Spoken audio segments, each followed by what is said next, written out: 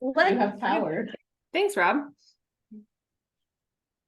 All right, now we are live and recording. Great. Welcome to the October meeting. Let's take a look at the agenda and see if there's anything we need to change from those. I see training topic : The detail would be, Captain or DC Adams has agreed to come and talk to us about party patrol to give you some background, since that's sort of relevant to the case you're looking at. Yeah, sort of. it is central. Yeah, okay. Then we will add that in. Are there any other questions or changes to make? All right, so we'll move on to minutes approval from the June meeting. Does anybody have any adjustments? Oh, Alan's not here. He will be back. Okay. I thought there was something, but now I think it was actually in the our report. But.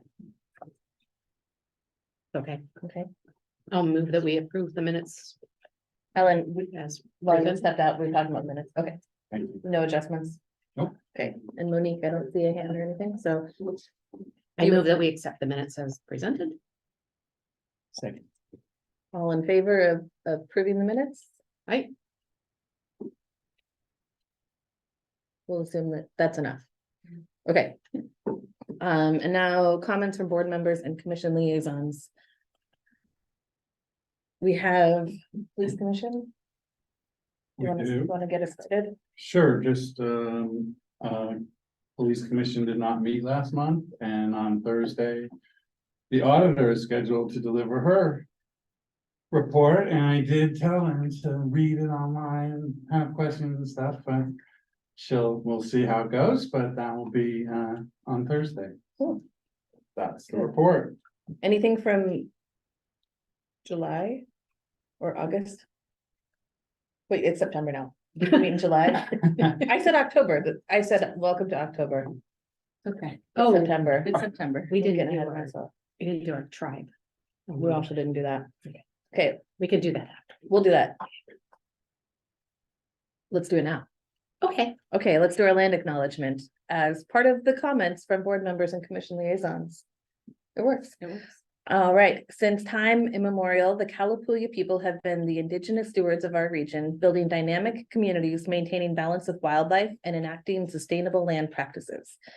Today's land acknowledgement is a way of resisting the erasure of indigenous histories and to honor Native communities by inviting truth and reconciliation. Following treaties between 1851 and 1855, Kalapuya people were dispossessed of their indigenous homeland by the United States government and forcibly removed to the Coast Reservation in Western Oregon. As we consider the impacts of colonization, we also acknowledge the strength and resiliency of displaced indigenous people. The city of Eugene is built within the traditional homelands known as Kalapuya Ilihi. Kalapuya descendants are citizens of the Confederated Tribes of Grand Ronde Community of Oregon and the Confederated Tribes of the Siletz Indians of Oregon.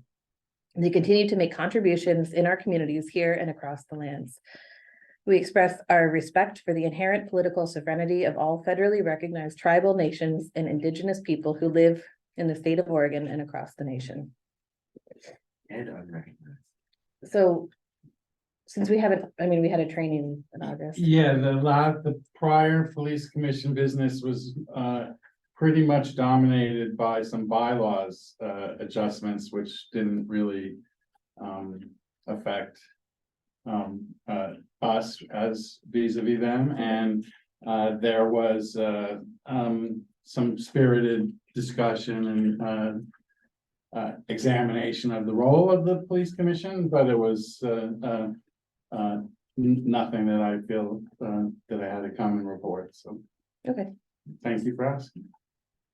Bernadette, do you have any comments? I just appreciated the agency, you guys were there, opening it up for our training last month, and giving us the opportunity to kind of get a better sense of what and how, so many things during physical restraint and arrests happen.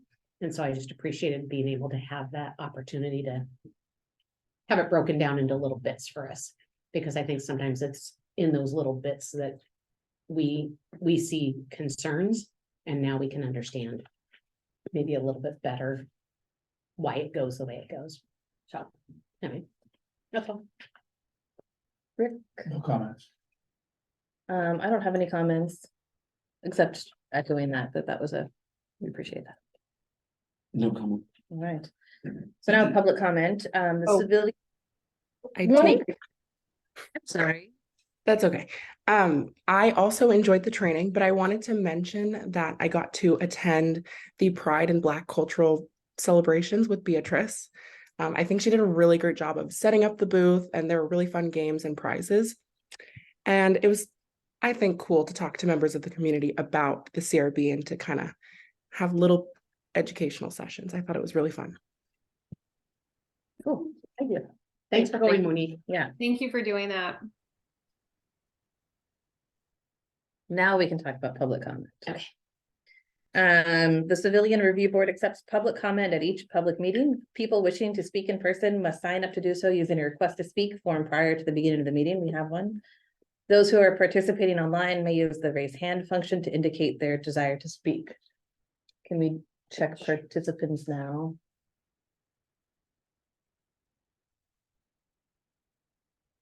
Do we have anybody there? Okay. So when your name is called, please provide your full name at the beginning of your comments. Each speaker will be given up to 3 minutes to speak and will be warned by the chair when they have 30 seconds remaining of their time. We'll hold up that, showing when you have 30 seconds left. At the end of all public comment, the board may respond to comments made during the public forum. As a reminder, the board cannot accept public comment specific to the case being discussed during tonight's meeting due to bargain protocols. So we have Hamid, is that correct? Hi.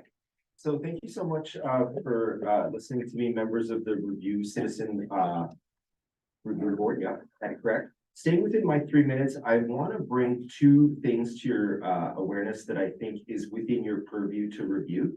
Recently, the public here in Eugene have celebrated the fact that in the maturation of the Cahoots program, their services are now being rendered through the fire department. And I want to say that on a service enablement point, the officers in the field are having a hard time knowing anything about them at this point because they no longer keep track of their actual calls, or excuse me, their dispatch record. So that's become a real issue, and I feel like that would be something that you guys would be on the reparative end of, and it's not really something to bring to the auditor's office because there's really nothing to audit on a case-by-case basis. So that's why I bring it to your attention. And the second and last thing I just want to bring to your awareness is that earlier today I had the opportunity to file an auditor's report. And I just want to say that its last set of codes, just to put it on the record, is QDRJ7MDZ. It's Hijazi pertaining to an officer by the name of Matthew Pizzola. And I know that you guys don't act as any kind of like secondary eyes or ears for the auditor, so I defer to the auditor in this. But for my comment today, and this is something that I want you guys to hear as a bit of an advisory comment, is I feel like we should actually empower the auditor a little bit more than what we have now by giving it a 24-hour call service, some sort of dispatchable, recognizable voice on the end of a phone, or an ability to even have boots on the ground that speak for and on behalf of the auditor, because there are so many situations that arise in the community. Homelessness is my particular community that I represent, where we need like a point of contact to help mitigate a potentially violent or negative interaction happening with an officer. And there's really nobody to reach out to after hours. Since we've dislodged Cahoots, right? That's the overlap. It's like we no longer have that soft perspective of a community liaison at all. Except for when Cahoots happenstancely shows up. Okay, so that's it. That's what I like really wanted to put before you guys. Thank you for listening. And I just want to point out for the record that the reason why I came here without my PO's permission, I know normally I have to actually have my PO's permission, is that this just occurred today where the issue that I brought to the auditor's office wasn't able to be addressed in time, such that I've had now my 6th sweep of all my property. I understand I need to go through the auditor's process, but I really realized that I needed to tell you guys that you guys need a 24-hour like someone other than just the sergeant, because right now officers can call their sergeants, and that's great. I really absolutely support the ability to have a sergeant right away. But that independence, that citizen's perspective, that softness, that is gone. So thank you so much. I have nothing more to say, and thank you for letting me speak over my limits. I Thank you. blah, blah, blah, blah all the time. You were succinct. Thank you so much. Yeah. If there's no comments, I'll go. Very good. Thank you. Thanks for Thank coming. you. Thank you. Thank you. Bye-bye. Thank you. What? Yeah, we have that. Okay. All right, I still don't think there's any public comment on the internet. Right, okay.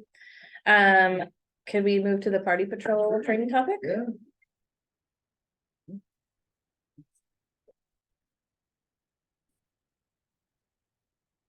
Well, hey, everyone, you all know me, I think, but for those that may not know me, that may be watching, I'm Sean Adams, I'm the Deputy Chief of Police for our police department.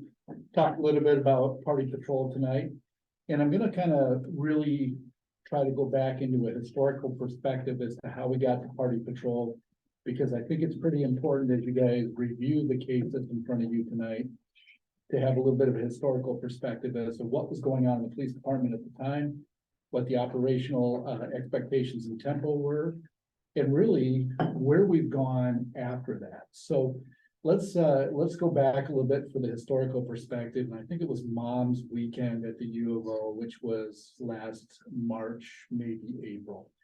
And things seemed to be going pretty well up until that point. We had no party patrol. We weren't having too many issues. But as you may recall, we had a party that spilled down the street with maybe 100 or 150 individuals in the middle of the day.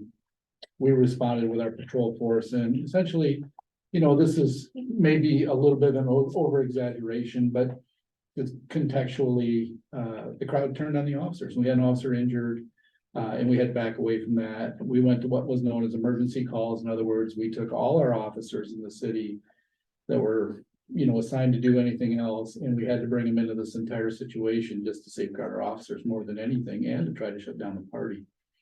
And that's a problem for us. That's a problem for the organization. It's a problem for the city.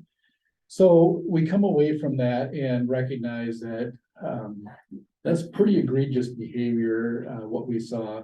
And I should also, you know, go back even a little bit further in time, that we had previously engaged the U of O. We had previously engaged the U of O student body ahead of any of this.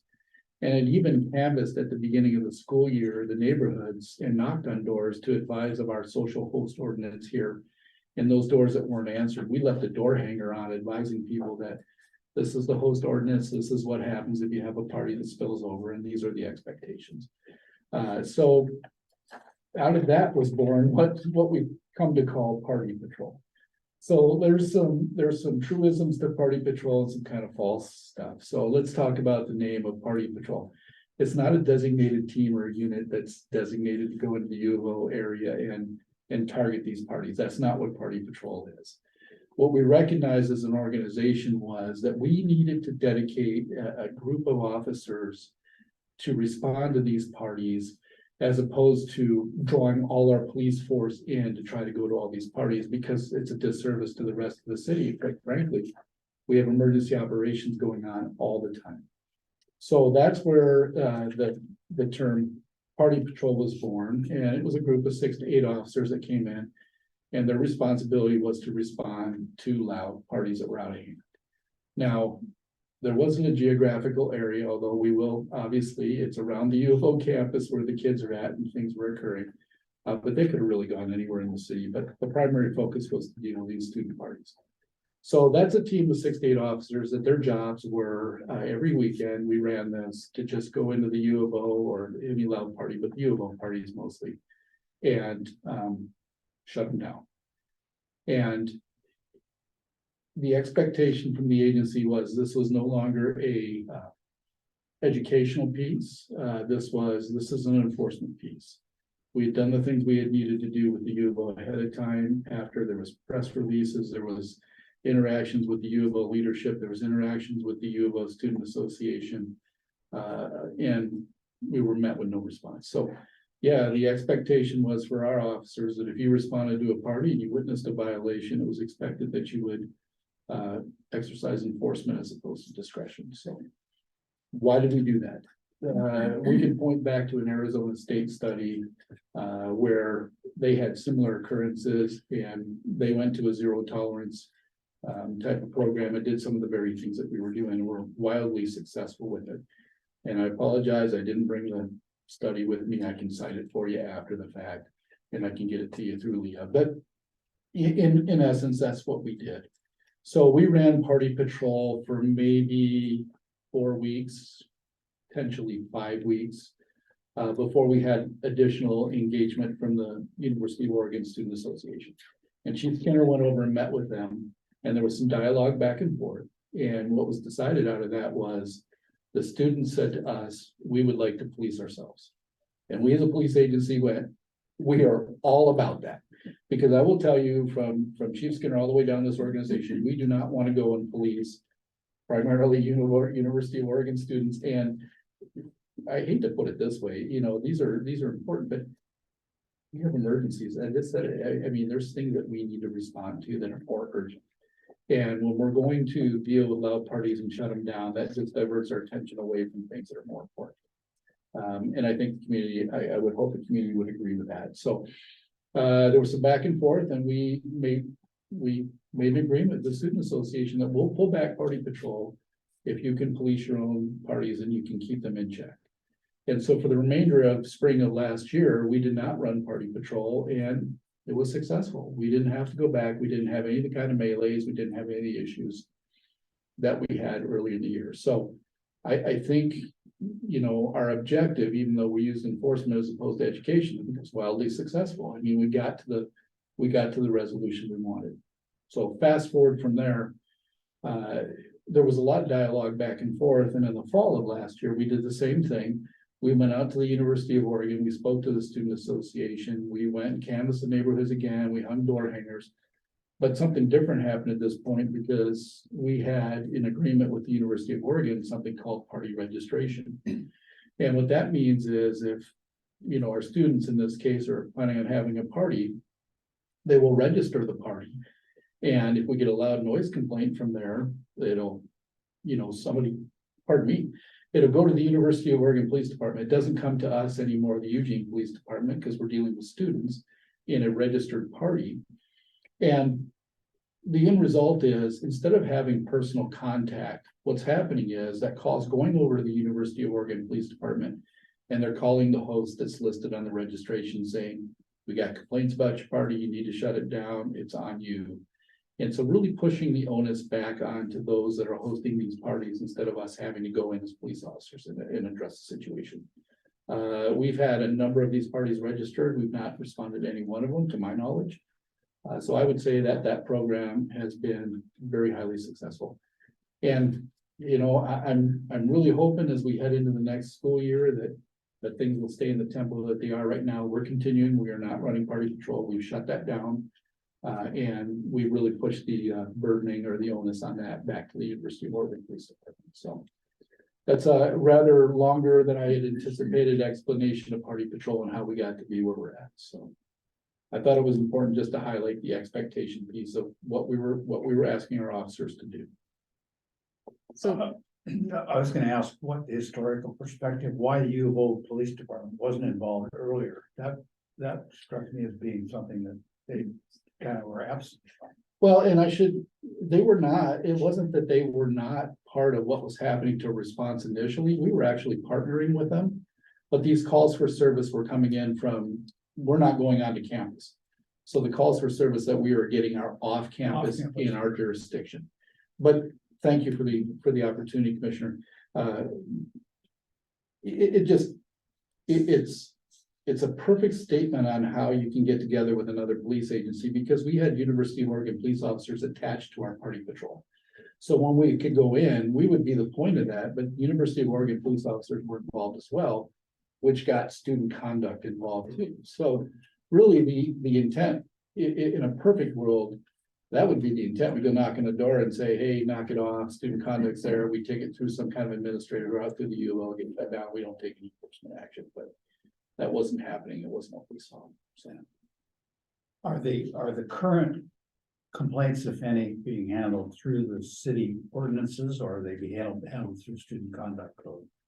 they will be handled through student conduct. Now, I should qualify that a little bit because there's some pieces of this that are still a little ambiguous.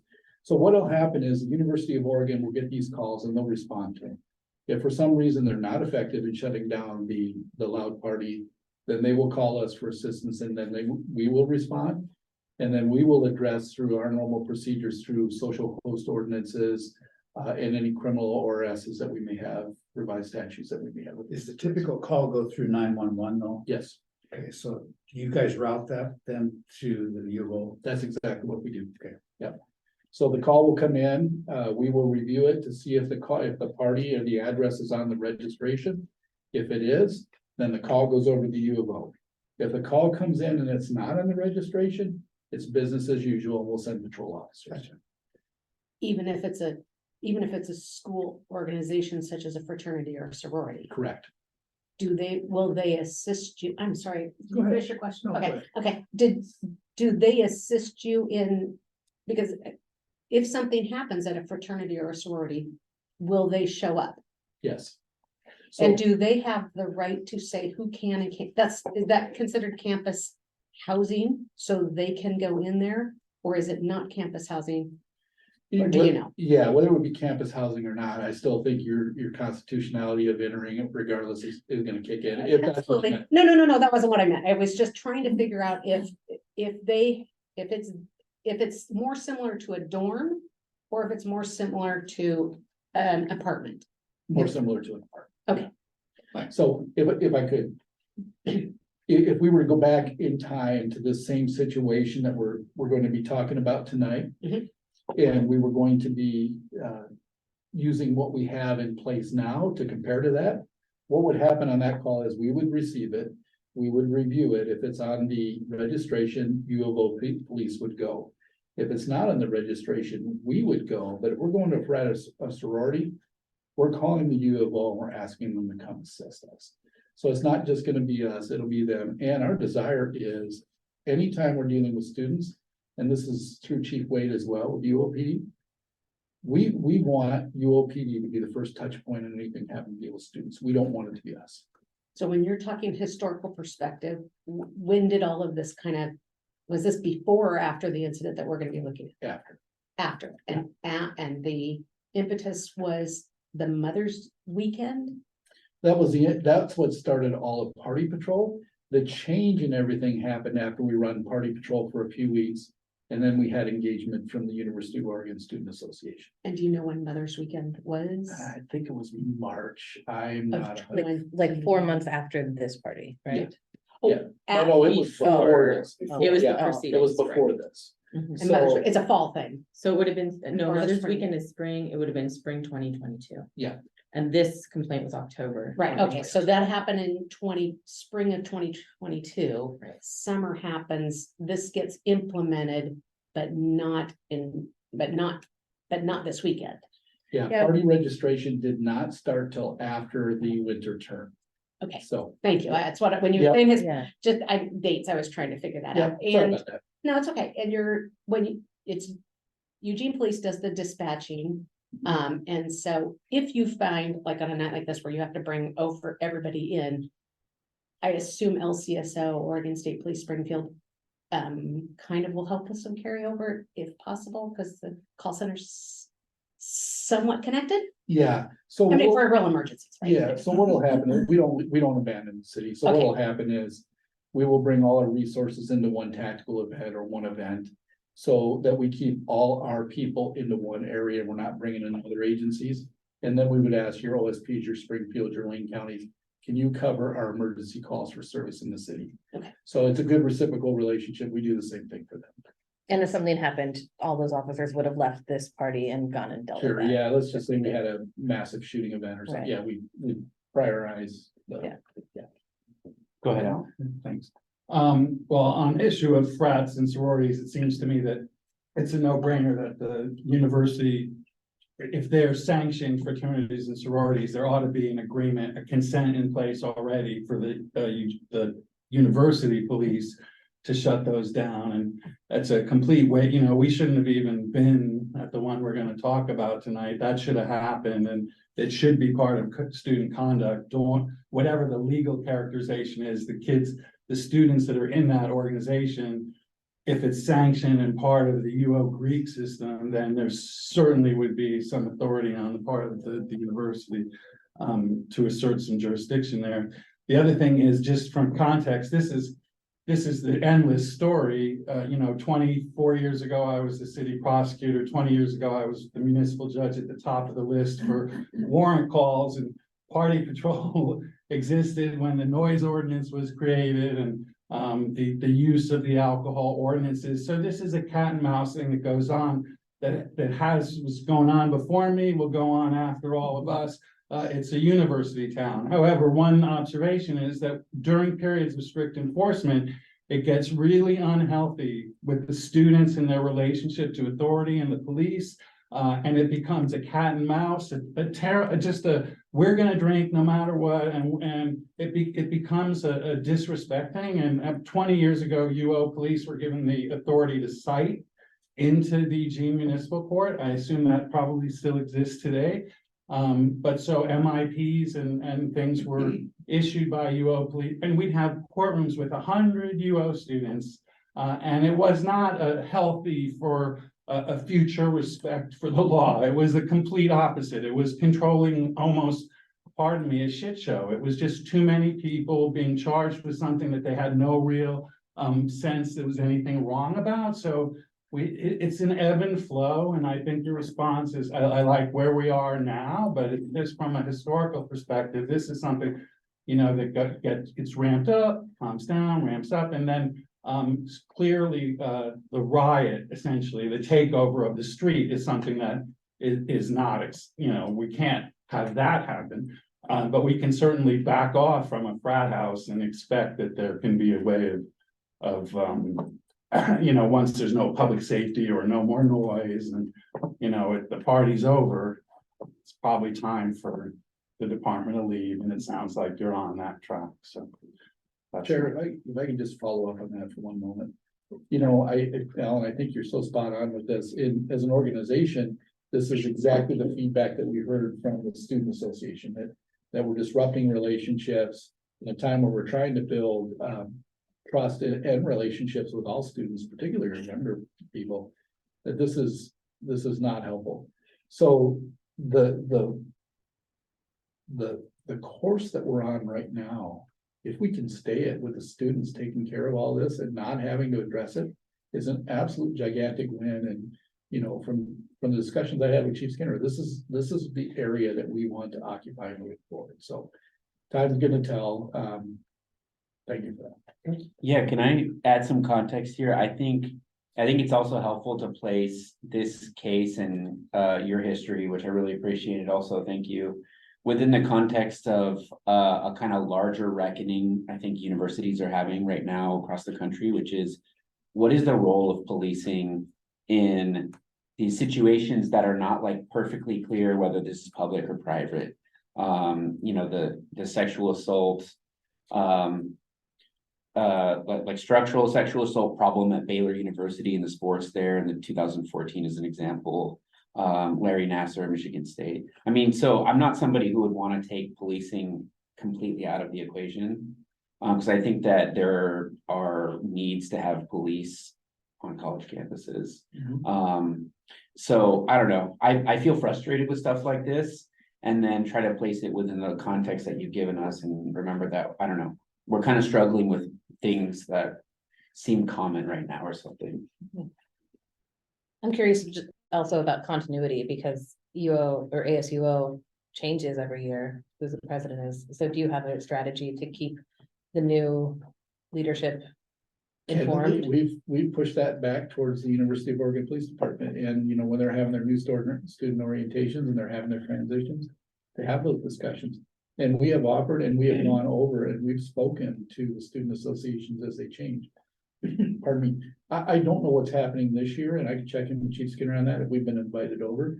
But we'll do the same thing that we've done every year. We'll go over and we'll just kind of knock on some doors. We'll leave some door hangers, just saying, hey, man, just keep it under control, and the University of Oregon is continuing to push the party registration as the alternative, so.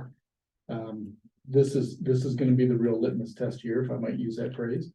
Because, you know, we had a half a year last year, and, you know, right at the very beginning, there was, at last minute, there was still some discussion back and forth with the U of O, how we're gonna do this. And we've had some changes with dispatch centers, and now we are dispatching for the University of Oregon, so there's some changes that we're gonna have to work through this year, but, you know, it doesn't change that, you know, we're a learning institution, we're all lifetime learners, you know, and then, you know, we see instance, we go, we could have been better here, let's come up with some alternatives to be better, and, you know, kudos to Chief Skinner and Chief Wade, I mean, they came together with the Student Association, really came up with some stuff I think is pretty powerful, really, so. Thanks. Do you find that most of the party patrol is U of O connected as opposed to LCC? Yes. Okay, The interesting thing about what we found with Party Patrol is, and if you look at the contacts that we've had, it's been about a 50% split, that it's about half U of O students and half that aren't even students at all, that are just crashing these parties. So you can see that there's a little bit of a different dynamic here, that, you know, we have people that maybe intent on crashing a party and not as strict as their U of O counterparts. So, you know, there's some real unique dynamics to some of these parties. I mean, because I know that we've in the past had cases where in that area, a lot of kids that are going to LCC will move there Yeah. because that's where the college kids are. Yeah. But they Yeah. can't register a party with U of O, obviously. Yeah. But that's not those aren't the ones that you've gone out to. No. Okay. Yeah, we've not, to my knowledge, we've not encountered any LCC students, and if we have, it hasn't been in many numbers. Do you have any idea of how many parties after the registration went into effect, how many parties you had to contact? And then did you check in with them when you contacted them to say, do you know that there's a registration? You don't know? I can tell you that the very first weekend we ran it, even before we had the system up and running, we had a party registered. We never responded to that. We never got a call on it. I think we had, if I remember right, we had 4 or 5 this last weekend, I believe it was. We haven't responded to any, so. And they were registered this weekend? They were registered. So, you know, the students will be back this weekend. So look out, my daughter's back this weekend. Drive downhill, you're crossing the street without. Yeah, so yeah, she'd be in trouble. That wouldn't be good for her, but anyway. There is a crosswalk. Yeah, this is, you know, the first weekend when the students are back. I'm really excited to see what's gonna happen this weekend and over the next month. I really am. I'm excited about the future of this. I think it's a win all the way around.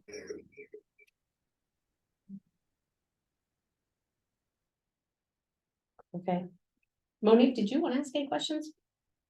It's I hard to see. didn't have any questions. I just thought that getting the history was super interesting, both from Alan and the deputy chief.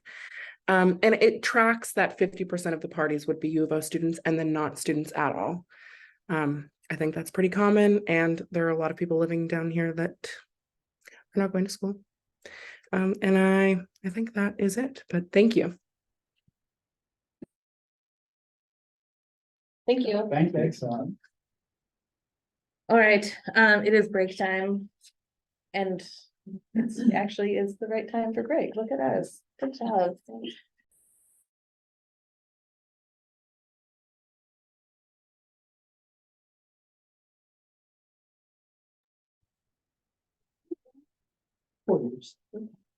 Bye. So, right before. Yeah, 2019. Okay, Yeah, so really. You could take it, you Rob. didn't See the real parties. I did. No, okay. You know, my background, of course, is in that. And we were good students. We took responsibility for our parties and went way south of town. Get a bonfire out. Exactly. Calm down. Wasn't always. Only on weekends. Can we start back in? We are starting. Okay. Bye. All right, we are ready to go. I'm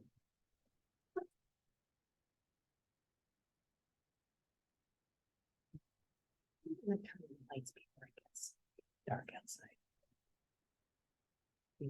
Thank you. Whoa. Yeah, okay, yeah, Was surprising. Thanks. Yeah, what you asked for. But I could tell I was already gonna be like going, Yeah. I was gonna pull it out. Fair enough. We're ready for our case Yes, summary. please. So we've got allegations of retaliation in the community, improper search and seizure, poor judgment, lack of courtesy. So the summary of the facts. So on October 29th, 2022, Eugene Police Department officers assigned party patrol respond to a fraternity house in Eugene, Oregon. Note the residents threw the party on the evening of the 28th, and the party continued into the early morning hours of October 29th. A neighboring resident called the Eugene PD Communications Center, complaining the party at the fraternity house was a loud, excessive neighborhood disturbance. Officer D was the first to arrive at the fraternity house. Supervisor A and other officers arrived moments later. Supervisor A made contact outside of the residence near the entry of the house with residents and non-residents. Supervisor A made requests for all the residents of the house to exit the residence and come outside so they could be contacted by officers. Supervisor A then went to the front door of the residence and knocked on the door. As the door opened, Supervisor A utilized his or her flashlight to open the door. While Supervisor A spoke to individuals in the doorway area, he or she grabbed one adult who declined Supervisor A's request to voluntarily come outside from the door threshold and pulled him or her out of the entryway and arrested him or her. 3 of the residents of the house voluntarily exited the residence and spoke with officers. Initially, these residents were slated to receive citations. After Supervisor A became dissatisfied with the cooperation of the other residents of the fraternity house, he or she made the decision to obtain and execute a search warrant for the residents and arrest all the residents, including the 3 that cooperated and voluntarily exited. Officer C authored and received approval for a search warrant for the fraternity house. The search warrant was executed and resulted in the arrest and lodging of 23 house residents at the Lane County Jail. In his or her IA interview, Supervisor A defended his or her actions regarding the 4 allegations in the investigation. And so the allegations were 103.5.5.2 retaliation of community. On October 29, 2022. Supervisor A engaged in retaliatory behavior when he or she directed officers to arrest all residents of the house after certain residents asserted their constitutional right to refuse entry, and when several residents had already received citations in lieu of custody. 322 search and seizure. On October 29, 2022, Supervisor A prevented the residents from denying him or her entry to their residence without a warrant or valid exception to warrant requirement by preventing them from closing their front door. 103.4.1 judgment. Supervisor A did not demonstrate good judgment in his or her handling of the situation, including his or her failure to consider questions from multiple officers regarding his or her decision to jail compliant residents. And then the final allegation, 103.5.8.d courtesy, that Supervisor A failed to use tact in their interactions, control their temper, exercise patience and discretion, and not allow themselves to be provoked by their actions by others when he or she threatened that the exercise of constitutional rights, such as a right to a trial, would result in negative consequences. So then the adjudication recommendation, so auditor, all 4 sustained, chain of command, the retaliation unfounded, and judgment insufficient evidence, and then search and seizure and courtesy sustained, and then the chief was sustained on all 4 allegations. And then I won't read these. These are the items for y'all's discussion. It was an externally generated complaint. And then the relevant areas. And then these are the materials that we provided for y'all to review for the case. Can we see that, sorry, adjudication matrix one more time? Sure. Thank you. And if I could clarify that for a moment, I wouldn't mind. The chain of command didn't concur. I sustained all of them as well as the deputy chief. So sergeant and lieutenant had those, or sergeant and captain, and then myself and the chief sustained all 4. controverted. The initial decision by chain of command was. This was a lieutenant. Yeah, actually, the captain, when you see chain of command, that's the captain's decision. In between there would be me. Right. And I controverted, was sustained, and then the chief concurred with me. Thanks for clarifying that. My mistake. No, I think it's the first time we've ever had that though. Right. I mean, I don't know that we've ever had it. I don't remember seeing it. Yeah, I think the only time Okay. the change has always been at the chief's level, not at a step below. Yeah, And this was unclear in the file Yeah. for me. So, that's helpful. Yeah. Yeah. Thank you. I know, I was like. flipping through.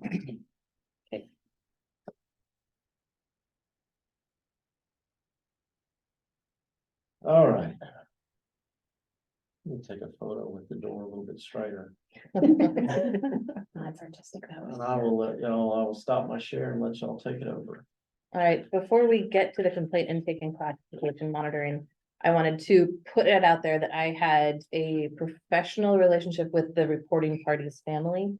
But since this didn't end up really dealing with that person, I feel like, and it was years ago, so I feel like I can still speak on it without being biased. But I want to be clear.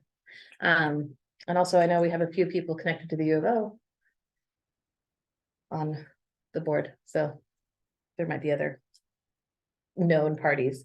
Could we get the zoom back up there?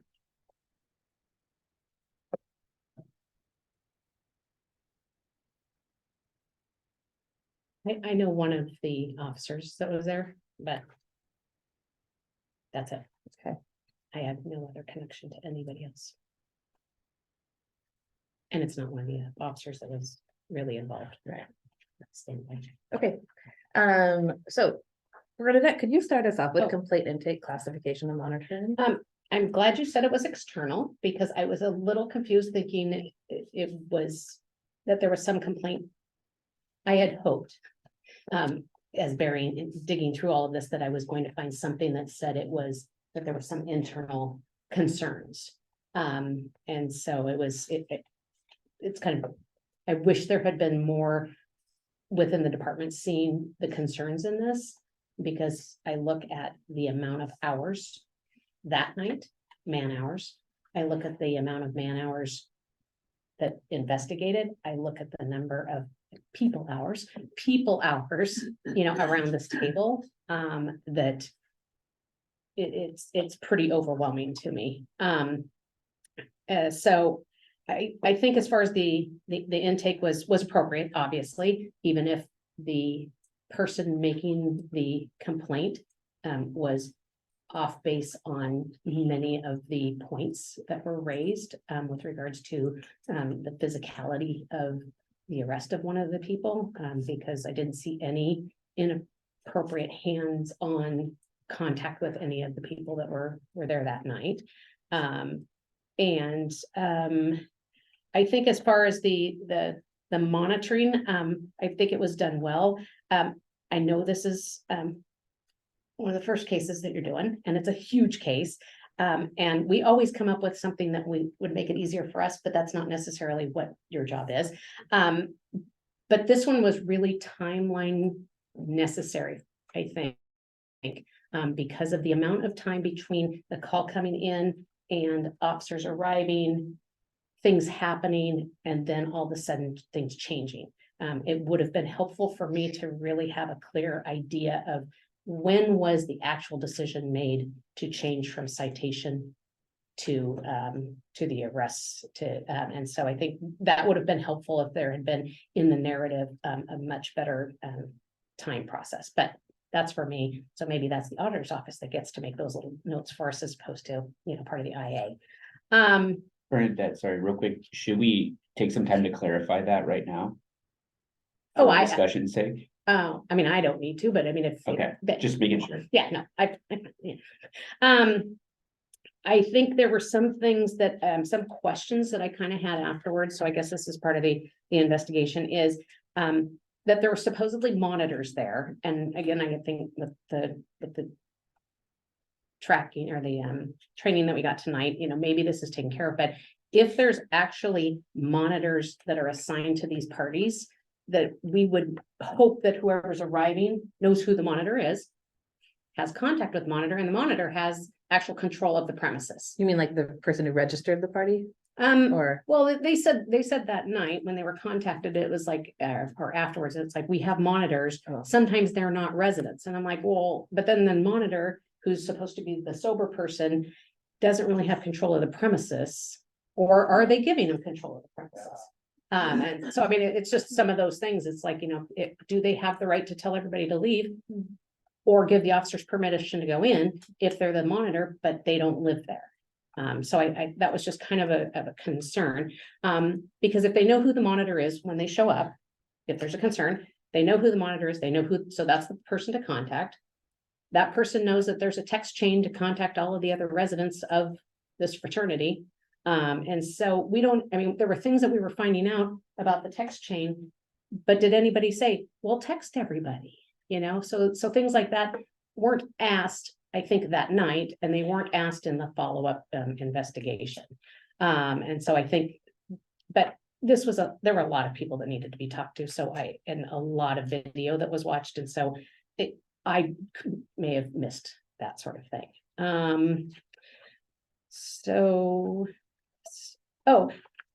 I think there was also a question of the two citizens that came in and were interviewed through the IA process. Did they come out, and the people that got cited, did they come out of the party because somebody went in and said, hey, if you're a resident, you need to go outside? Or did they just see something to go outside? That would have been helpful to know, because I think if they came out because somebody told them to, officers are out here, they want all the residents out here, it makes it a little bit different, the retaliation to me. Not a lot, but a little bit different. And so I think, so that's where I am with regards to classification and monitoring. And the category we're talking about now is. The complaint intake, classification and monitoring. And classification. I had an issue regarding the 4 allegations. I can understand the alleged claims about retaliation and standard procedure, kind of. But I think judgment is too much of a catch-all garbage can in which to throw things if you don't like what the officer did for some reason. That's a subjective judgment about someone else's judgment, and I don't think that ought to be part of our bailiwick. So I just don't see that might be something that should be arise during the review by the supervisor of supervisors conduct, but I don't think it's something that the auditor's office ought to be involved in. And to some extent, the same as with courtesy. I think again that's another subjective determination as to whether or not someone was being courteous. I mean, the supervisor talked too much, perhaps. That doesn't mean that person was not being courteous. So I had trouble with those areas of the allegations. I thought that the investigation was fine. I thought that, other than that, that's all I have to say on that. Monique, do you have any comments on complaint intake classification and monitoring? I think that they were appropriately classified, each of the allegations. And I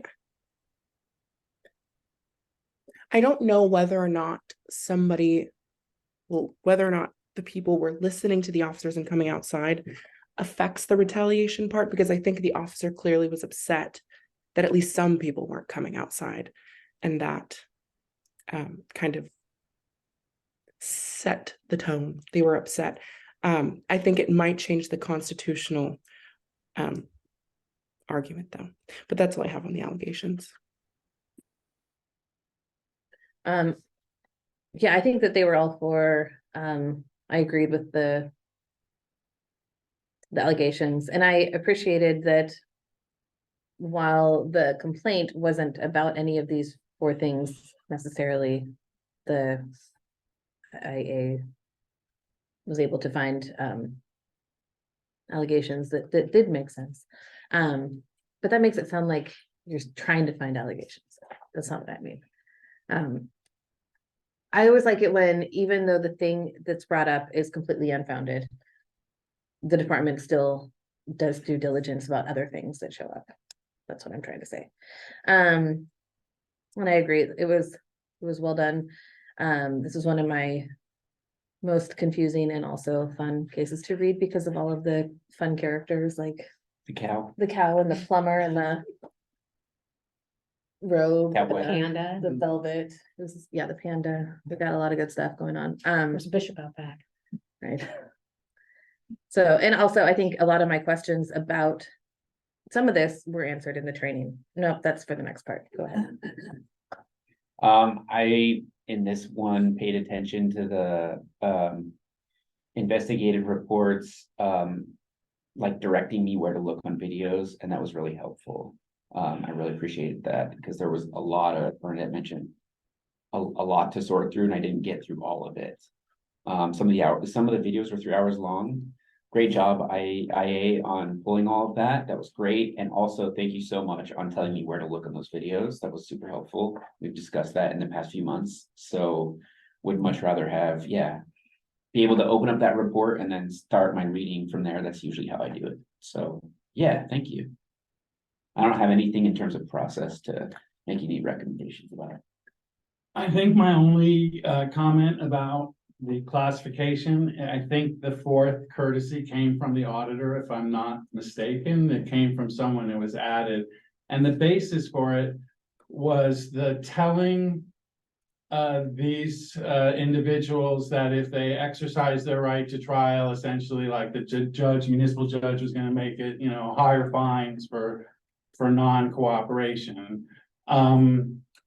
That's an often repeated, just that, no judge should ever be saying that the guy that the supervisor, they in their interview kept saying that I've heard that so many times, that the issue is, of course, after a trial, a judge has heard facts and then is able to say that I shouldn't give you the break that I give everyone else because I heard that you were, you behaved in a certain way. But in any event, I think courtesy is a bit of that's not discourteous. It's disinformation. It's something, I rarely find myself on the side, Rick's side. I think we do make subjective. I think a lot of things that we decide or discuss are subjective calls. So it's not on that basis, but courtesy, I don't know where it would fit, but I'm just not sure that that's discourteous. It's a disservice. But I don't know from disciplining a police officer for conduct, I don't know that would be appropriate. That was it. That was it. Rick, could you start us with relevant policies, practices, and policy training? Well, I think that since the party patrol and the kind of a contact with that many people at one time, most of whom were intoxicated and not able to control themselves, made it very difficult for us to be able to say that there should be policy or training regarding any of this. I guess it's just a matter of common sense for the officers to exercise their common sense when they deal with it.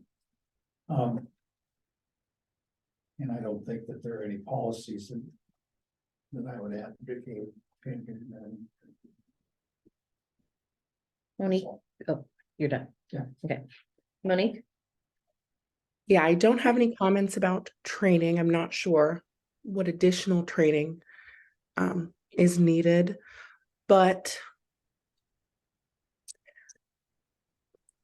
I'll save that for I guess I can say, going off it was helpful to have the training because I think that whole process of how they're willing to be dynamic and engaging with the university and trying to figure out a solution that isn't a one-size-fit-all type situation was nice to hear. So I think that's interesting. Maybe that's more of a practice than a policy. But yeah, those are my comments. Yeah, I think the question that I had about training was just the party patrol folks that are the 6 to 8 individuals that you mentioned in the training. I just had a question about what special training they got to deal with this age group of people, because it's a really different sort of people than you see down like in the Whitaker or on the railroad or something like that, because these are students whose brains aren't fully myelinated, and like there's a lot going on with these people that's going to be really different than how you can interact at even a duck game where there's alcohol involved, but they tend to be older. I mean, except for the student section. So that would be a question that I have on what kind of, if you have any trainings or ideas of how to engage with people this age who are intoxicated.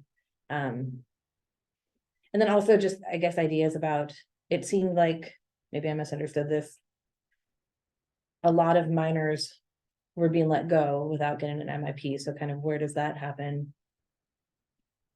I don't know if I need an answer for that, but those are the questions that came up. I think that your training did cover a lot of that stuff. So. Yeah. Did you wanna? Did you want to, yeah. You know, I can respond. The expectations were if we encountered MIP, we were writing a citation. So if that didn't happen, then that's outside of what the established expectations were for the event. As far as specialized training for dealing with intoxicated college students, you know, I think really by and large, our base training is going to cover everything. And we focus entirely, I shouldn't say entirely, we focus a tremendous amount on dealing with individuals who are emotionally disturbed. And really, if you think about it, a lot of these symptoms that you see of somebody that's super intoxicated are a lot of the same ways, and how you communicate and how you present yourself. Those are all things that we all talk about and work on in training. Good portion, if not all of these individuals were assigned to our mobile response team, and that's our crowd control team. And they've had additional training in dealing with individuals in crowd environments. And so there's, you know, as far as putting people on the ground to deal with a loud party like this one, I think we had the right people on the ground. Can we always be better? Sure, we always can. But some of that is also, we have to look and think about, we have a force that's 65% hired within the last 3 to 5 years. And so really a lot of this, we can teach some of these skills in field training, we can teach it in classroom environment. But until you're really out talking to individuals who are intoxicated and you're trying to get them to be compliant when they're not really all, I think you were mentioning it, they're just not all aware of what they're saying. That just takes time sometimes. So as our force matures, I would anticipate we would become better at this. And I don't know that there's any specific training that we could do to target just this. Okay. But you do kind of think about who's going out on these calls and. Oh, sure. Yeah. Yeah. Okay. Well, you know, we think about team tailoring, so to speak. You know, there's calls, and I'll just talk about emotionally disturbed people, and you'll get to meet Sergeant Jensen here, who's going to be our next IA sergeant replacing Ryan. He's a former negotiator, and I was just telling Joel coming in, super skilled at active listening and response, because all the time as a negotiator. If I have a call that I need somebody that's super emotionally disturbed, I'm gonna team tailor, and John, can you go do this? So we're constantly evaluating and doing that. And you know, the very things that we had this night, we were putting out a good portion of our crowd control team to deal with these parties. So yeah. I don't know, I'm just reflecting on how Alan framed it. I think in one of your, maybe your opening comment that you know, looking at this as like what's good for the community here. You're like, it's not really good for us to be putting 100 students in a room and giving them all citations. And yeah, I mean, that's really hard to think about. Yeah, in this scenario, what is good for the community? You know, we have to have collective understanding of what good is. I'm not going to go down that hole, right? But I don't know. I think a lot of the questions and comments I had were actually attended to by what you had to say. Like, where was this happening? Who was involved? Are you just sending out your most patient, holiest officers? Yeah, this is helpful. I wasn't you know, kind of jokingly had in my mind, you know, a kind of like Party Patrol, Judd Apatow kind of film or something. But this is not that. It looked like somebody was really frustrated, and I can understand why they were really frustrated. Drunks and children, hard to have patience around. Especially drunk children. Yeah, especially.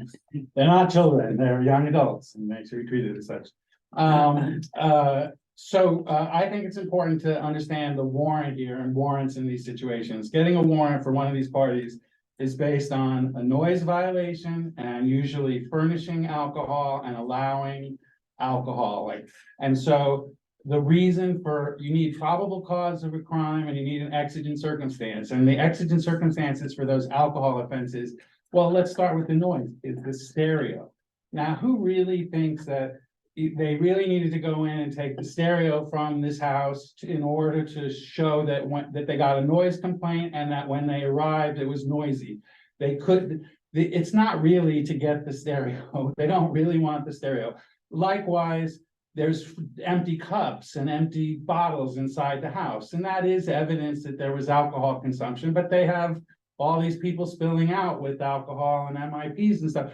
So I think the policy consideration is that before, it sounds like the lieutenant here kind of primed this party patrol. At least 2 officers had warrant templates ready to go. So they were clearly thinking, oh, we might come into a warrant situation. And I think the policy is like for a frat house, as Bernadette mentioned, the complete total use of all the hours to execute this warrant and all the time spent, everything.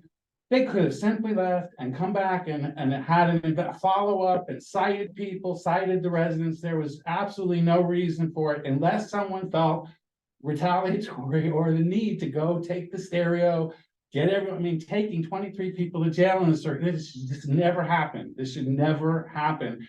For a fraternity, if it's a Greek sanctioned, you know, frat at the UO, it just is, it's just, this, in my view, should never happen. And so there ought to be a policy and training consideration. The LT should be, you know, whoever, the shift supervisor should be approving this kind of warrant, because there's really no, if the party's still going on, everything I just said is off. If there's a threat to life safety, if it's gonna spill out and be a riot, it's, everything I just said has no bearing. But if the party's over and the door's closed and they're not being cooperative, like, it's time, you know, it could be shown as weakness. I could see how the police might perceive that as being perceived as weakness, but the appropriate response is to back off at that point. So that's my, thank you.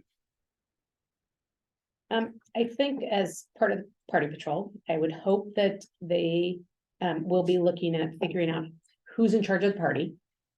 Because I think if they had known who was in charge of the party, that would have been helpful. Or making sure that the person, you know, that is, it seems to be the helpful one, is at least sober enough to be helpful. Because it's like a couple of the people that got cited, or, you know, it seemed like they were cognizant, more cognizant than the cow or the plumber. I think on the flip side is knowing who's in charge of the response. Because I mean, where there were a couple of questions about who's in charge, that somebody showed up first, but then sergeant showed up and it's like, oh, well, you're the sergeant. Ha ha ha, I guess you get it. You know, chuckle was in there by one of the officers. So it was like, but I think there was still kind of a question as to, is that the person who's in charge, or that person just kind of went ahead and took charge, which is fine. I think after watching so many videos and listening to so many things, I think there could have been much different response had somebody else been the person in charge. I think the question about whether there wasn't any discussion, and I don't know, maybe this is just when somebody takes charge, they get to make the call and nobody gets to question them, especially if they're a sergeant. Because I think one of the questions was, you know, were they kind of getting input from other people? And it was like, I think it was so minimal, the officers saying, so we're taking them to jail, we're not citing them, after they'd already written the citation. So I'm not sure that actually really triggered what we would consider a discussion. that they got input, that the sergeant got input from other people to say this was not. So I think, it's like, I think part of the training, I guess, for me would be, making establishing who's in charge and that they're making the call. I think there was a question at one point because the sergeant seemed to say there was an exigency to keep the door open. And if there's an exigency to keep the door open, how does that not mean that there's an exigency to go in? Which kind of wasn't followed up with. And so it seems to me that, maybe there's a little bit of training there as far as, what constitutes an exigency and what doesn't. Or maybe it's so case specific in this one that it's not really an issue. But it just seemed like if you can keep the door open, then do you need the warrant? They did say that they felt they could go in the interview, the supervisor Right. said, but we would. Then just go in. They said, but you know what would happen if we did that, and I understood that to be the motion to suppress the whole challenge for Sure. the action of going in. Right. I don't have a problem with the fact that they went ahead and got the warrant and they went ahead and cited them. I think my concern though is that whether these people in the house really knew they were supposed to be coming out. So it's hard to say that they weren't being cooperative if they didn't know. And part of that is just part of the communication. It did see, I mean, most of the time when we're talking about slowing down and trying to be mindful of, the communication, or the de-escalation's going in, but I think this was another opportunity for the need to slow down and say, are you really understanding what I'm saying? Like you would say with your 5-year-old, I told you to clean your room. Which part of that did you not understand? I mean, it's like, it's almost what needed to be said, as opposed to, I think just, I've given you enough tries. So I think for me, the training has to do with making sure that the people that are in charge really know they're talking to the people that are in charge. Whether it's a party patrol or whether it's, some other big event that, you got to be talking to the people that can make the decisions. So that's it. I started out, You what? I started out. You did start us out. Do you have anything else to say? A lot, but I'll hold back. Hard part going first. Always. Yeah. All right, well, you don't have to go first this time. Monique will go first. Monique will go first for adjudication recommendation.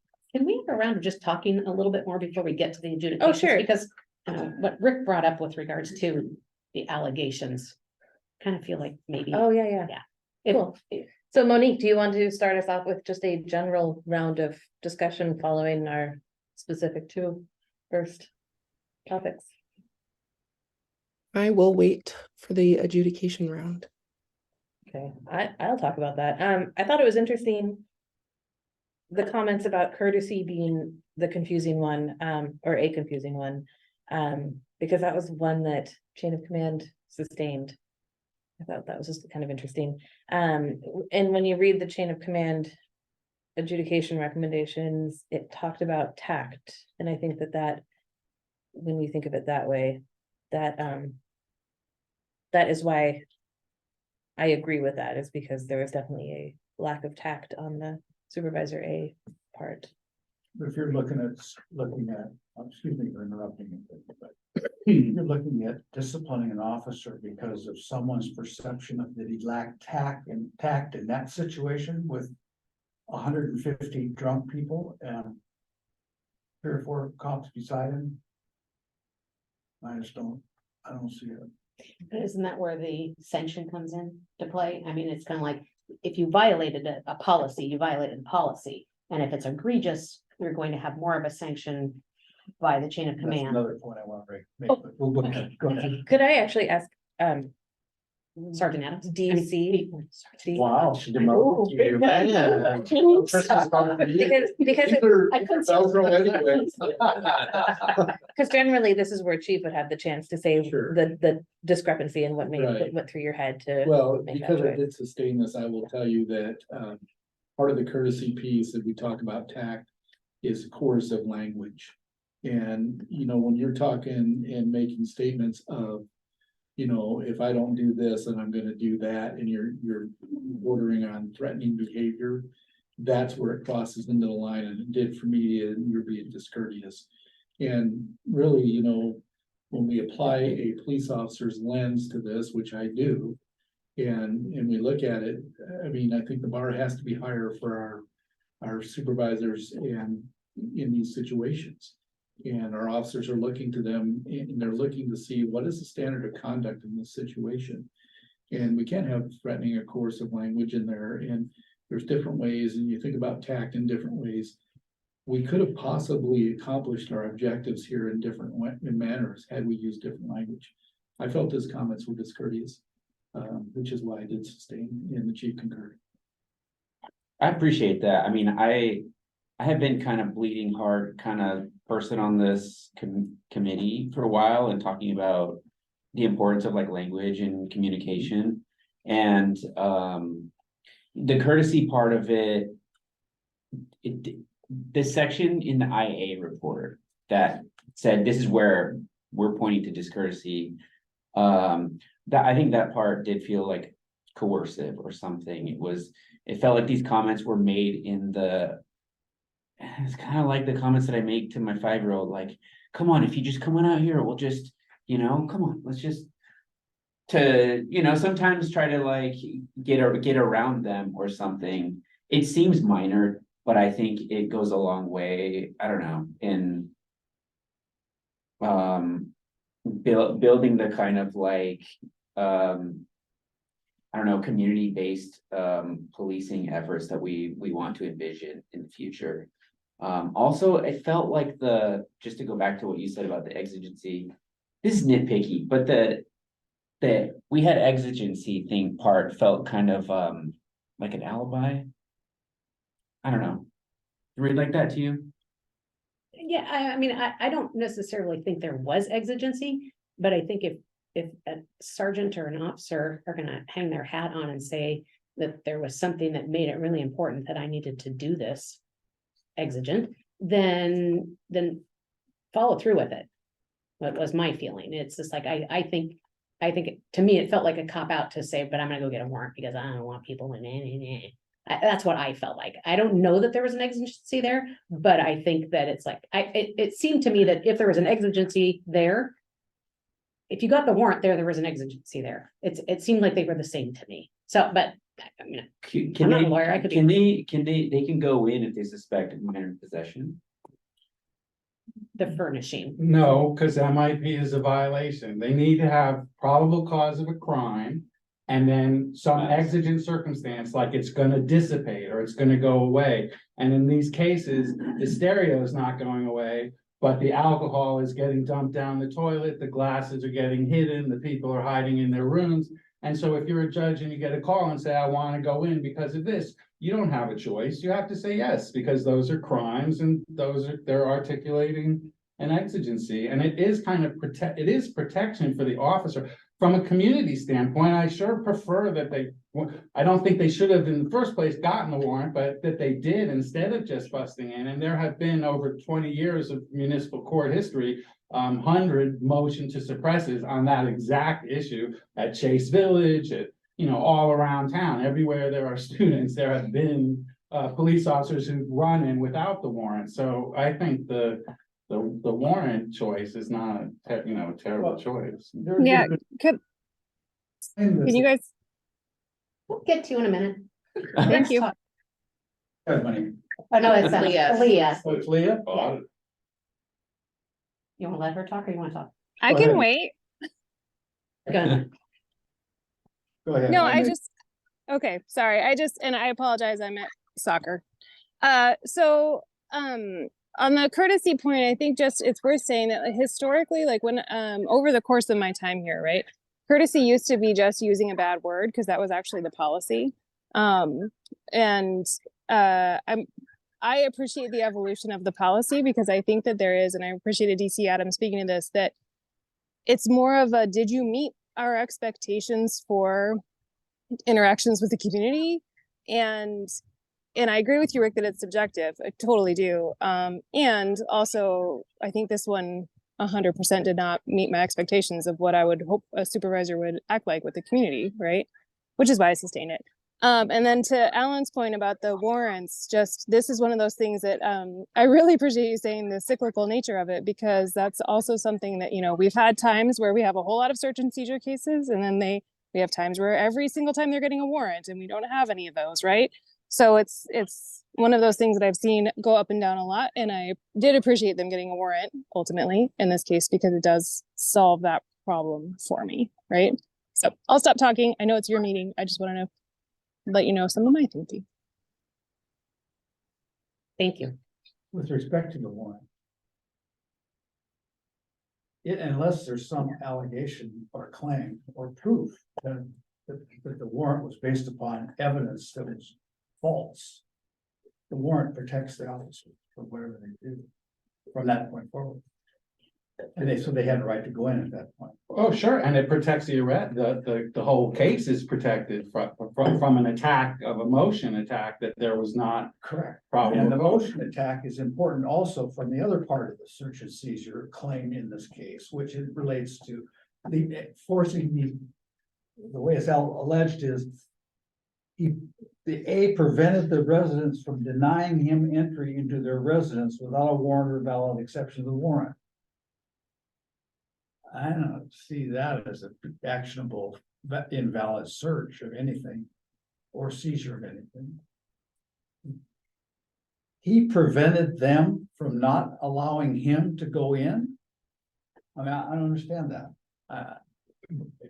I think I'm not speaking for, to me, I understood the allegation to be the officers provide that action on the door, prior to the securing of a warrant. Right. Prevented the free exercise of, Illegal activity. ingress and egress by, no, well, I agree with Bernadette. I think if there was the warrant, the exigent circumstances that existed on the phone with the judge existed at the door with the person, but the officer chose not to exercise that and decided instead to step back and seek the warrant. So the remedy for the person who would be charged with a crime for that would be, they would get to suppress any evidence that was received as a result of the officer being able to look in the doorway. Right?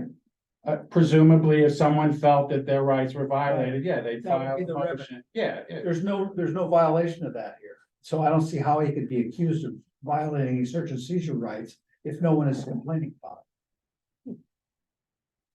Well, I do think if it had gotten to that point, then we would have considered alternate remedy, because at the point where there is the motion to suppress, that's the court's job to deal with, not ours. Does that help at all?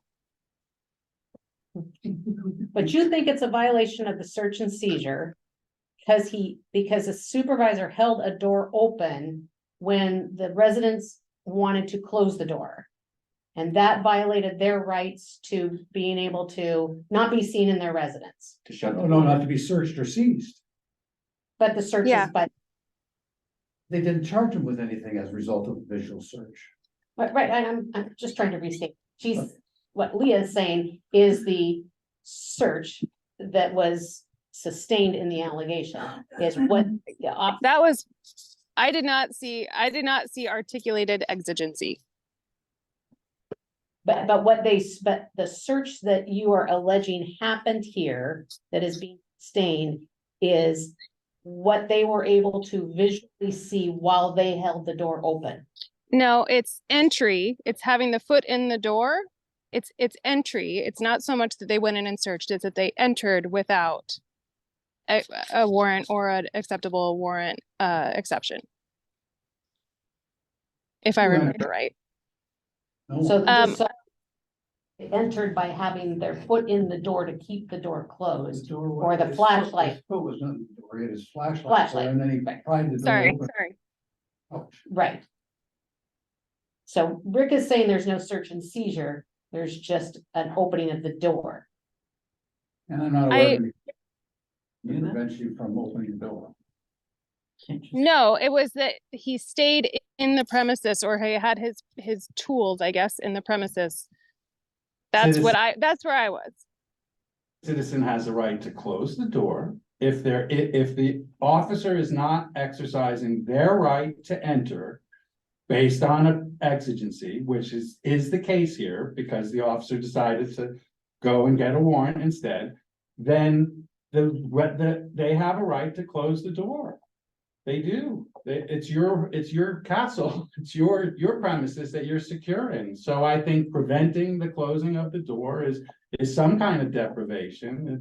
Whether it's search, you have a point. I mean, you know, there may be a point about, you know, exactly what that violation gives rise to in terms of classification of discipline, but I think that is a deprivation of rights. I'll let it go. They seized the door, that's what they seized. Yeah, I would like us to move on also, because I think whenever we get a constitutional rights issue, it creates robust discussion, and I appreciate it, and I am certainly not the most. And just finishing that round, then I just wanted to say that I felt bad for the supervisor because they were doing this week after week, and that's a thankless thing, and these kinds of things are bound to happen, and so I kind of feel as a mitigation, even though we're not involved in that particular aspect of it. I think that the fact that someone was willing to go week after week and do this thankless job and learn the lesson, and unfortunately is going to learn a tough lesson because it's going to be disciplined. But anyway, that was my opinion. Now you're the bleeding heart. Pass it on. Well, I just wanted to point out, I mean, it was like when we're talking about, because I'm always the person that looks at how long people have been on. And I think it's exactly what DC, ACDC, it's a great band.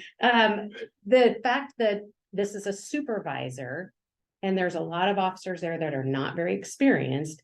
And so they're looking to the supervisor to see how interactions go.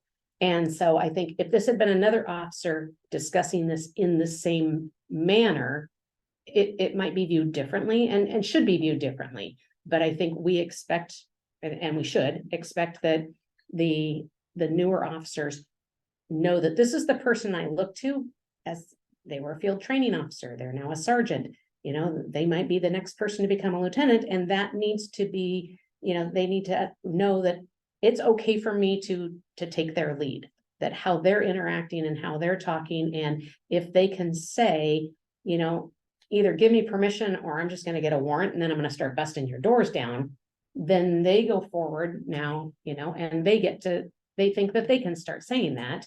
And so I think it's good that we look at it a little more closely, especially when it's a supervisor with so many new people that were out there at the time. So that's kind of what I wanted to say before we got to the adjudication. Chair Williams, I don't mean to put it, but because I have sustained this, if I could just offer the thoughts of why at a command level we sustain this. There's no justification for pushing open that door. And the moment he crossed the threshold, it's, you know, whether you see anything or whether you don't see anything, it's a violation right there the moment he crossed the threshold. And if I remember correctly, he pulled somebody out. And now you're actually reaching into the house past the threshold and you are creating a seizure. And there's no justification for that. So that is how we came to our adjudication of sustained. Yeah, thanks for the clarification. All right, I disagree that he grabbed him and pulled him out. His arm was outside the door.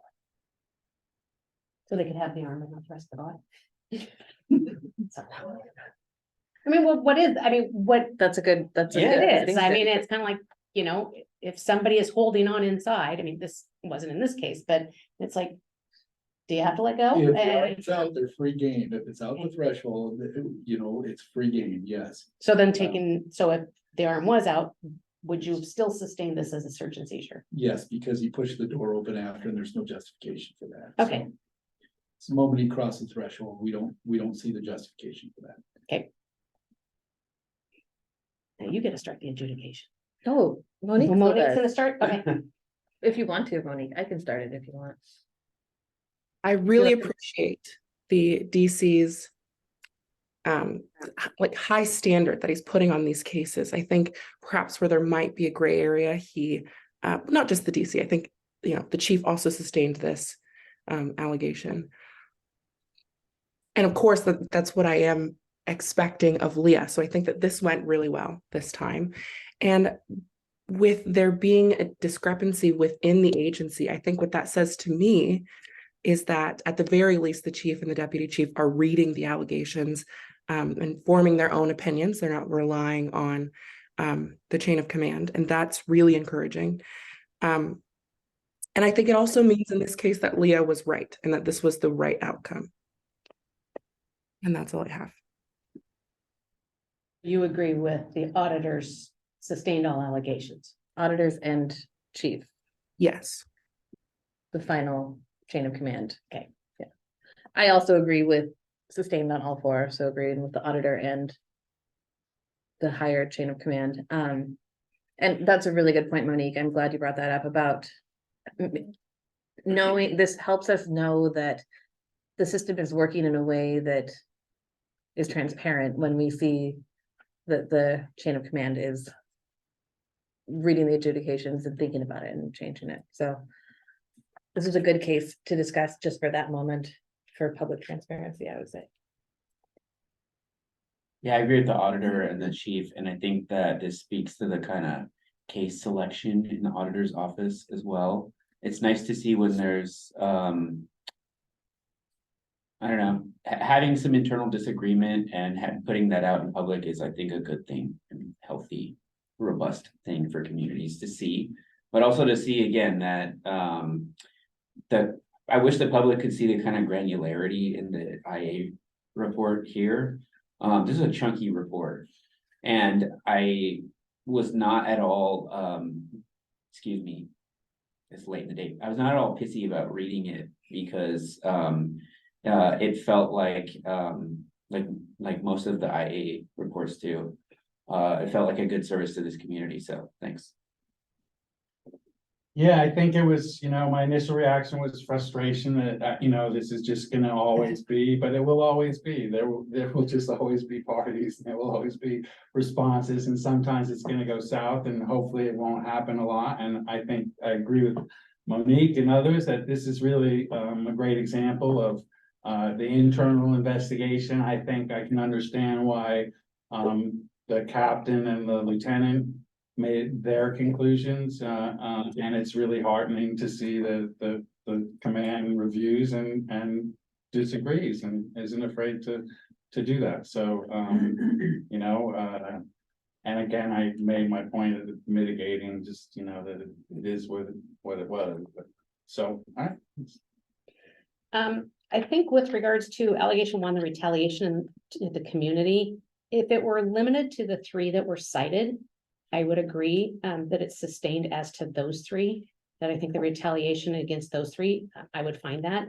But I would say it's unfounded as to anyone else that was taken because they hadn't asserted any rights. It was just a decision was made at this point that we're taking everybody to into custody and to jail.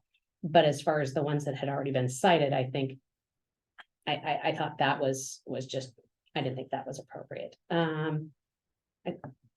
Interesting hearing Rick's perspective on this, but I would still sustain the search and seizure. With regards to the judgment, I didn't find that there was really enough evidence to indicate that there was a failure to consider questions by other officers.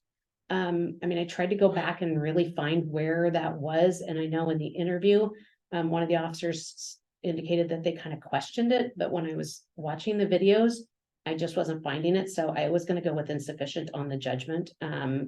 Because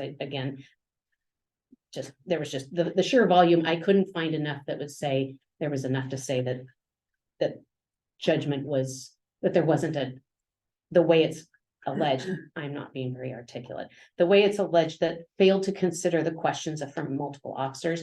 It didn't feel like that was there for me to see. So I wouldn't say that it was unfounded, but I didn't think it could be sustained. And I agree that the courtesy should be sustained.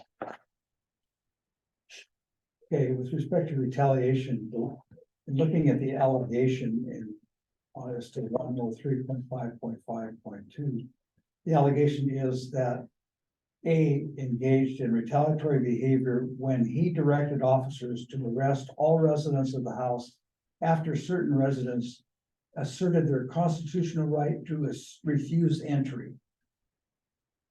That is not what happened.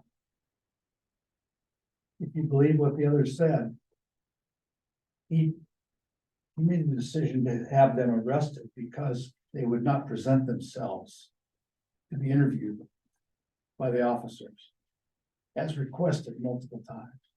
So I think that that is unfounded. Search and seizure, I've already commented on.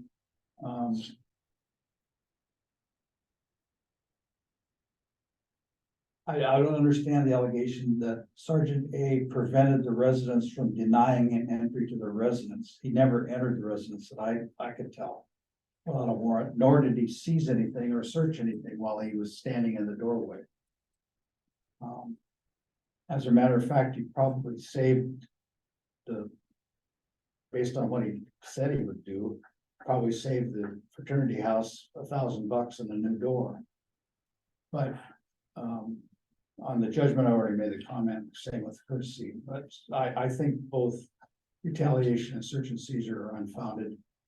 I would agree with the assistant chief regarding courtesy, the way he put it, and I'll go along with that, even though I think it's a pretty vague and inappropriate claim to be made against an officer.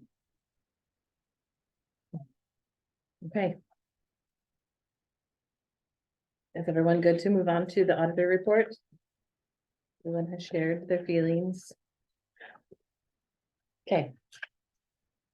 Who's doing it? Maria? Hi. Sorry, this is one reason why I'm glad we're doing written auditors reports now. Not that I anticipated the confluence of events that happened to culminate with this evening, but anyway, so you'll see a written one in there. We've been busy. If you look at the little chart for August, you'll see we're trending upwards over last year. We don't really, we don't have data to precisely know why. My inclination would be to say that it's our public portal and our stellar service, but I don't know. So we're working hard. We have a lot going on. The pursuit uptick is something that we're definitely looking at closely. It's concerning. There's a whole lot over the last, relatively there are a lot more this year and last year than the year prior. So we're looking at that and we will be reporting back to you on that. And that's about it. Do you guys have any questions for me / us? The portal's the complaints online. Yes. So the public comment tonight indicated that Boots has switched over to police and fire. Is that accurate? DC Adams will be able to speak to that a little more clearly than I can. As part of the budgeting process, Cahoots was moved over to the fire department.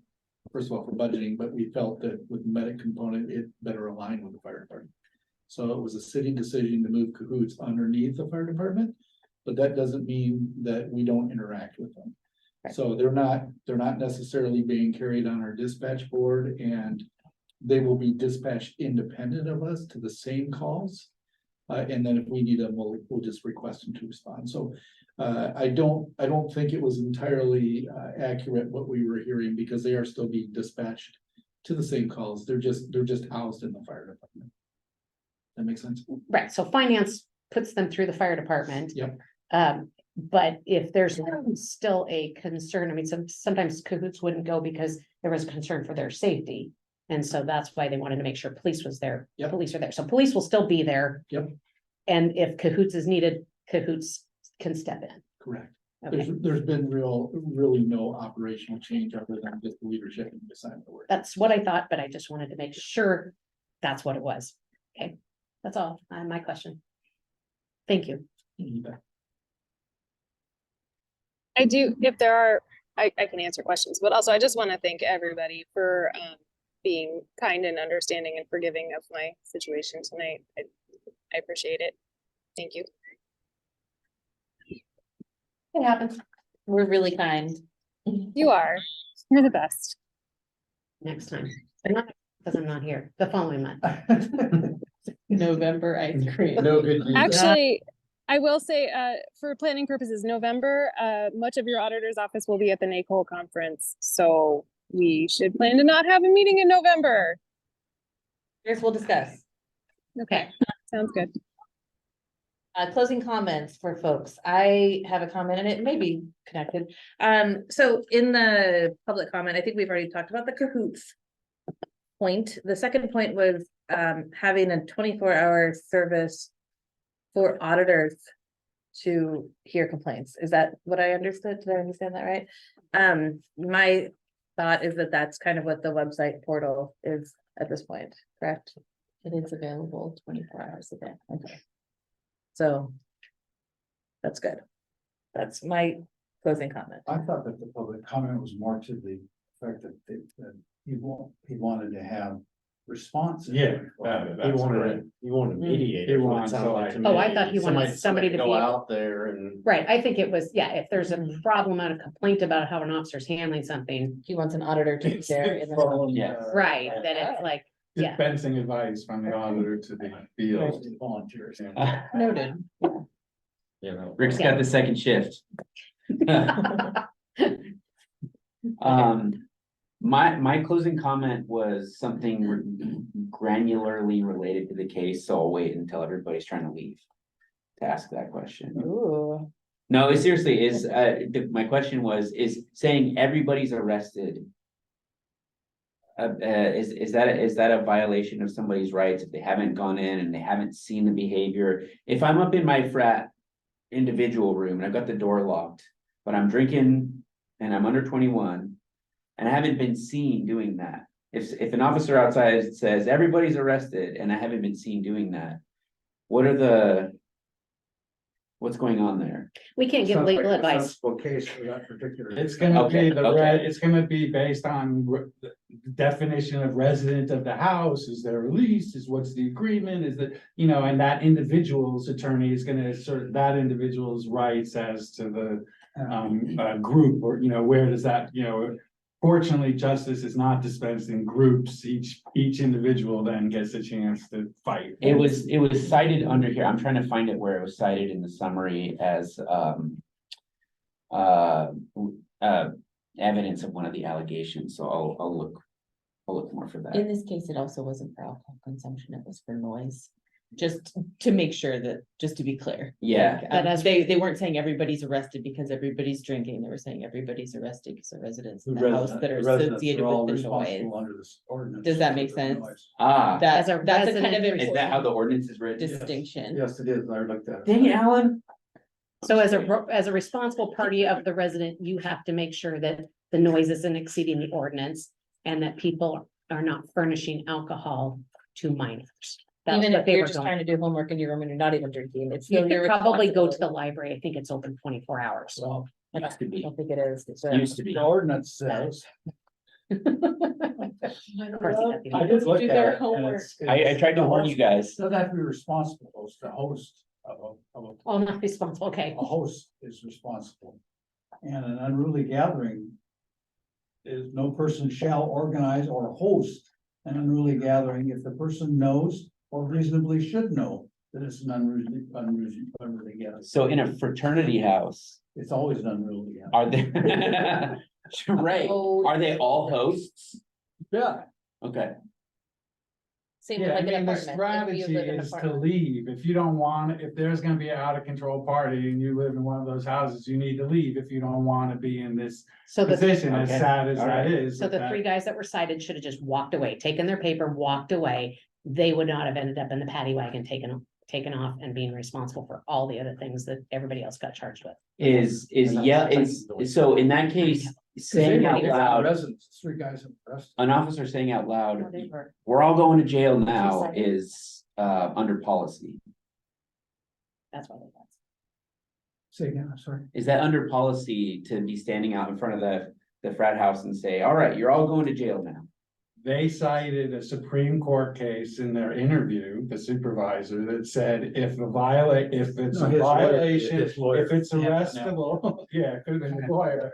But if it's arrestable, the decision whether to cite in lieu of custody or take to jail is discretionary with the officer, and that decision is, Okay. made with immunity, apparently, according to the lawyer. Okay. I don't know if that, but that's and in general, I mean, they do, typically cite in lieu of custody or arrest, and you don't see a lot of allegations of it. The arrest was retaliatory, it's a discretion. Okay, so saying that is neither discourteous nor, again, out of policy. No, to say that everybody here is going to jail, if you're a resident of this place, come out, we're taking you to jail, everybody else go home. That is not a discourteous thing to say. All right, That's just moving everything along. okay, thank And you. if you are a resident of the house, you probably at that point don't want to lie, but you want to walk away as though you don't live there. But they didn't, and including the ones that were cited. Not that I'm encouraging everybody to. They Not were being nodding when you responsible. said that. I had, are we off the record? Not yet. No, it's still- We're still on closing comments. Closing comments. No. This was about the case, that's why I asked it, and it was, I mean, there was a lot of granular stuff here like that, you kind of had to sift through. This Right. is the problem with 18 to 21-year-olds, 23-year-olds that are still in college. They believe that they are adults. They want to be treated like adults, but then they do things like this, that they don't take responsibility like an adult. And sometimes they call their parent, and then their parent steps in as though they are in elementary school to like take care of them, instead of saying, you are at school, you are an adult, you signed a lease, you need to take responsibility. You don't see that with yours. I don't see my students drinking, so I don't know. I plead the fifth. Right, but I mean, it is, it's our society has gotten to the point where it's like we have parents putting cameras in their kids' dorm room to watch what they're doing to make sure they're safe, and so then when stuff like this happens and the kids don't know how to take care of themselves, and I think, and of course, with the pandemic, the party patrols weren't around for a while, so it was like everybody's like, it's a free-for-all, and so there's a lot of things that have happened that have made that this isn't surprising, because as we've all said, it's cyclical. I mean, it's like there wasn't a bonfire riot going on, so yay. But who knows that it couldn't have happened, because every 5 years we have one? Pretty much. Yeah, so There are repercussions to these kids, for some of this stuff, and that shouldn't be lost. That there can be financial aid repercussions. In aviation, there will be repercussions if any of them, they're just professionally, there could be. So it's important that it's still law enforcement, and it's still, I think, important. I wanted also to get to kind of address a comment that Bernadette said about the supervisor and the other officers and looking up to the supervisor. One of the things, it's in aviation, it's called like cockpit resource management, but it's important to train also officers to know when to question the supervisor. That's probably as equally important a skill, to not be, insubordinate or anything, but when things are going bad. And there was a great video in the last year of a patrol officer not here, I think it was in Florida, trying to get her sergeant to get his attention to stop doing something, but that was an extreme example. But I think training, assertiveness, someone maybe along the line here should have said, hey, or more assertive questioning from someone. But it's hard, and that's when it's your boss and you're in the field and they're running the show, that it's difficult, but. and there's a bunch of young college students like questioning it. If you were to question it, it's like you're looking like you're siding with the students. So yeah, totally understand why it would have been hard to question it, but it certainly would have been helpful. It's 7:20, and that's the time that it says to adjourn, so I think that's what we shall do. Our next meeting is October 10th. I will not be here. Maybe Clay will though, so that. Thank you, EPD, for. Yeah, thank you. here. Thank you all. It's helpful, for sure.